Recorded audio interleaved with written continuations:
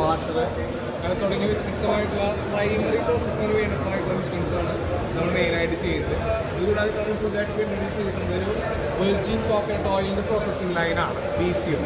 അതിനുവേണ്ട മെഷീൻസാണ് അതിൻ്റെ shell remove ചെയ്യുന്നതിലൂടെ ഷെല്ല് അതിൻ്റെ ടെസ്റ്റ് റിമൂവർ ആൻഡ് ഗ്രേറ്റ് ചെയ്യാനുള്ള മെഷീൻസ്, ഒരു മിൽക്ക് എക്സ്ട്രാക്ട് ചെയ്യാനുള്ള മിൽക്ക് എക്സ്ട്രാക്ഷൻ മെഷീൻ, പിന്നെ അതിൽ നിന്ന് നമ്മൾ അതിൻ്റെ ഓയിൽ സെപ്പറേറ്റ് ചെയ്യാനായിട്ടുള്ള കോൺസെൻട്രേറ്ററാണ്.